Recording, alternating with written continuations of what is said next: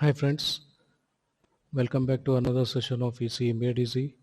We are into our first section where we are looking into the basic elements. In this we have been in the basic component section. In the last session we have seen some basics about the resistance. Today let us check some details, basic concepts about capacitance. Capacitance basically is formed when we have a set of conductors which is separated by an insulating material. So usually we have two plates made up of conductors which are placed parallelly and separated by a distance which is filled up with a dielectric material. To start with, each plate is electrically neutral.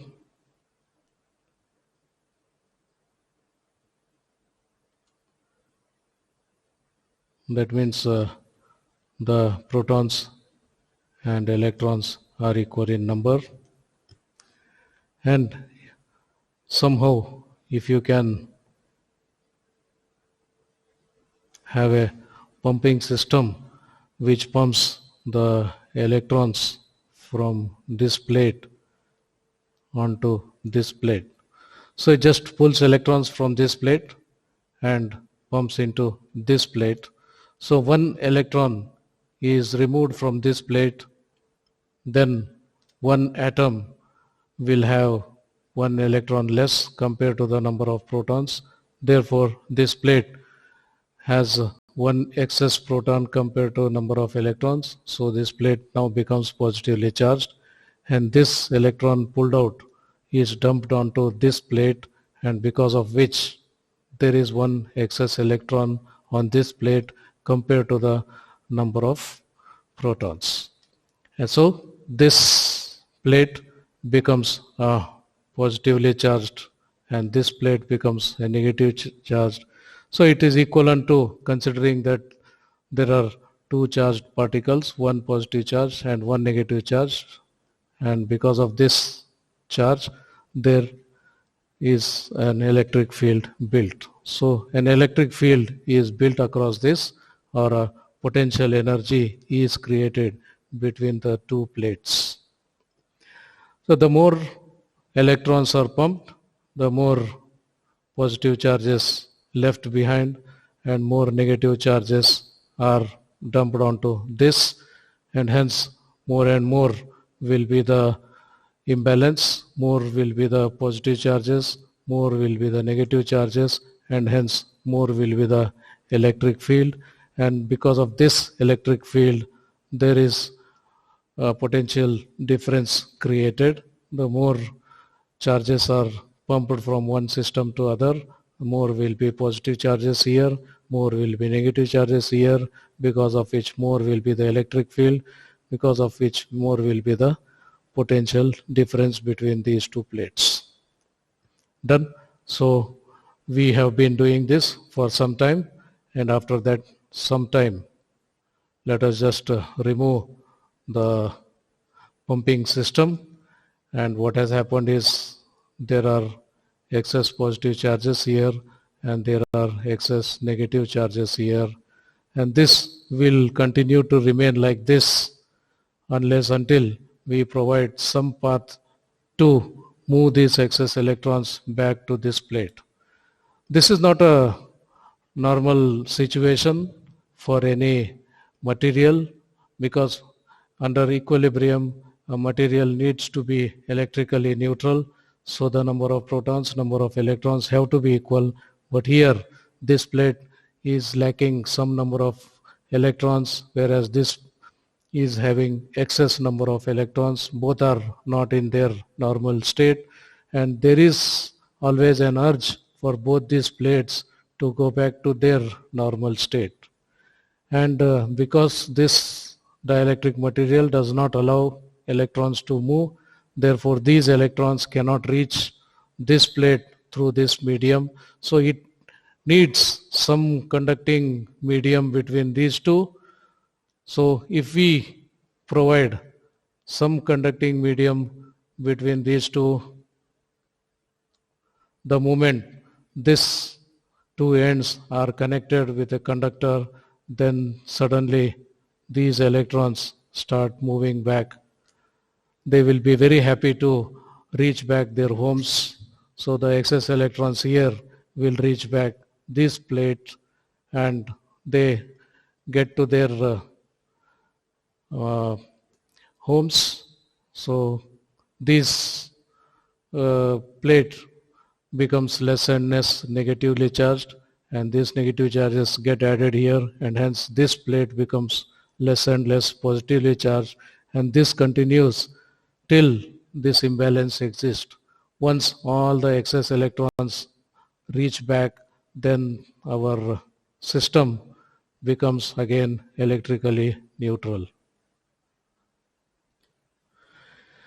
The process of pumping electrons from one plate to other plate was called charging, because it creates the two plates into charge state, and the one which makes the charge get back to their original places is the process called discharging. Charging needs external energy. Discharging, no need of external energy, because it itself has stored energy. Why? Because the tendency for this to get back to its original shape itself is what we call stored energy. The energy is stored in this, in the form of electric field. So this electric field will not allow this to remain in the normal state. It always wants to get back to its equilibrium state, so it will not remain, won't be here forever. Anytime it gets a chance, it will discharge.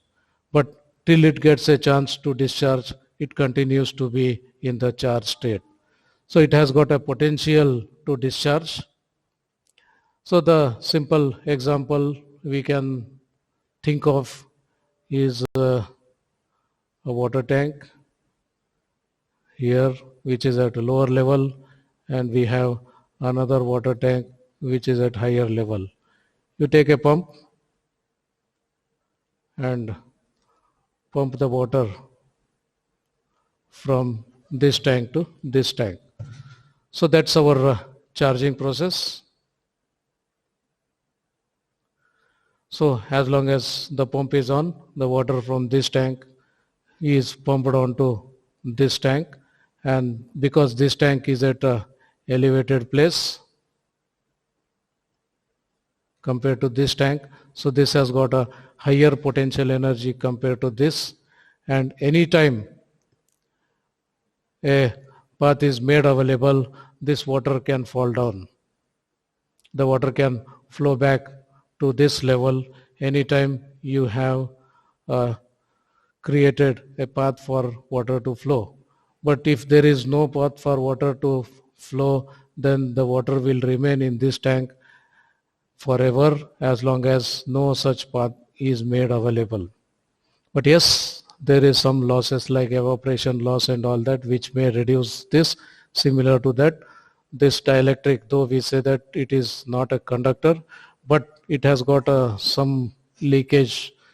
It allows now and then some charges to move from this end to this end, and because of which there are some losses. So the capacitor gets charged, and if you leave it like this, it remains for forever under ideal condition. But in practical condition, there is a very slow discharge through this dielectric, like equivalent to the evaporation loss, or maybe this tap may be a leaky one, so drop by drop it may be falling down.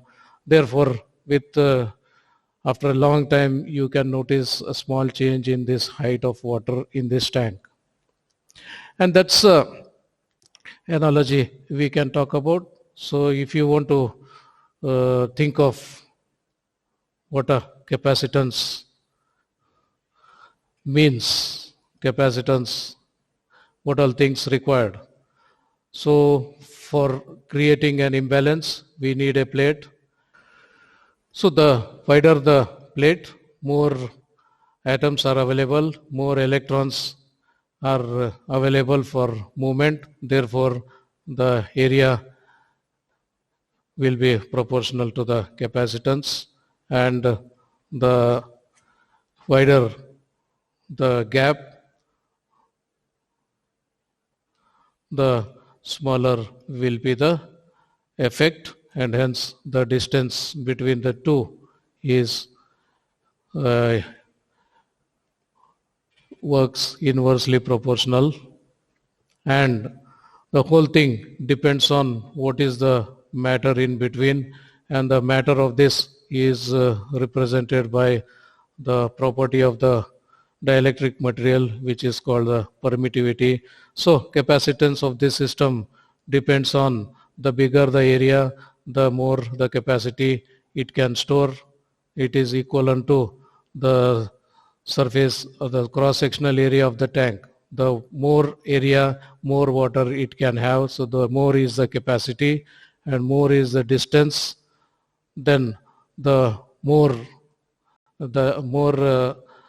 charge difference is required to create an electric field of some value.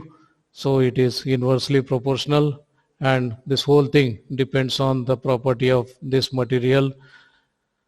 It's similar to talking about the property of the tank. So if the tank is of tough material, you can save more water in this. If the tank is of what do you say, a material which can break easily like a polythene bag, then the more water you try to capture in that, after some time it breaks down. So you try to fit some 100 liters of water in a polythene bag, then because of weight of the water, the polythene bag breaks out. But it's not possible with a plastic bucket or a plastic tank. So depends on the material used to contain the difference.